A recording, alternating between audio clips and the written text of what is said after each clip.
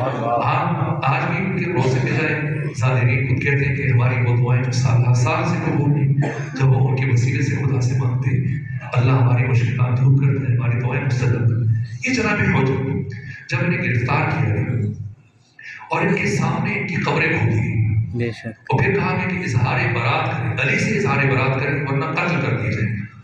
جناب حجر نے وہ جملہ دوہرایا کہ اللہ نے حجر کو وہ زبان نہیں دی کہ جو علی سے اظہار برات کر سکے۔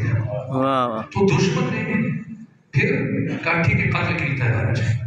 یہ واقعہ ہم نے سنا ہے لیکن میں بس نتیجے کی طرف بڑھنا چاہتا ہوں۔ یہاں حکم صادر کیا کہ ان کو ان کے بیٹے کے ہمراہ 6 ساتھیوں کے ہمراہ قتل کر دیا جائے۔ یہاں جناب حجر نے ایک خواہش کی کہ ٹھیک ہے قتل کرو، لیکن میں یہ چاہتا ہوں کہ قتل سے پہلے مجھے 2 رکعت نماز پڑھنے کی اجازت دو، اور میری 2 خواہشیں ہو رہی ہیں، ایک نماز پڑھنے دو، ایک میرے اس جماعت والے بیٹے کو میری آنکھوں کے سامنے قتل کرو، اور میری تیسری خواہش یہ ہے کہ یہ رسیاں اور بیڑیاں جن میں تم نے مجھے جکڑ رکھا ہے میری قتل کے بعد ان کو نہ اتارنا اور مجھے اسی خون آلود لباس میں دفن کروا دینا، مجھے غسل نہ دیا جائے۔ جس جناب غسل یہ تمام مورخین نے لکھا۔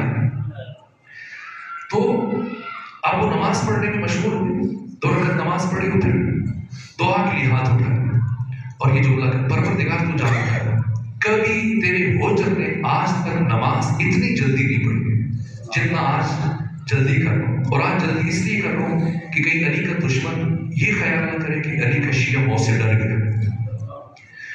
جیسے نماز پڑھ کے آئے تو دشمن نے سوال کیا، کہا کہ یہ نماز کے لیے مہلت مانگنا تو علی کی شیعوں کی پرانی عادت ہے، مجھے یہ بات سمجھ میں نہیں آ رہی کہ تو نے اپنے بیٹے کو اپنے سامنے قتل کرنے کی خواہش کیوں کی؟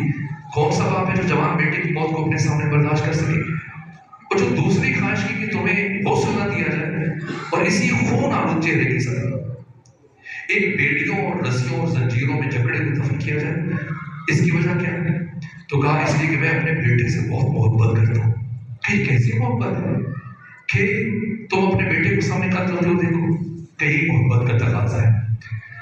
میں نے اس لیے یہ خواہش کی کہ مبادہ مجھے اور میرے 6 ساتھیوں کو اگر اپنے سامنے قتل ہوتے ہوئے دیکھے اور بہت سے ڈر جائے، گھبرا جائے اور گھبرا کر علی سے اظہار برات کر لے اور ہمیشہ کے لیے جہنمی بن جائے، میں چاہتا ہوں کہ اپنے بیٹے کو اپنی زندگی میں جنتی بنا کے مروں اور یہ اطمینان لے کے دنیا سے جاؤں۔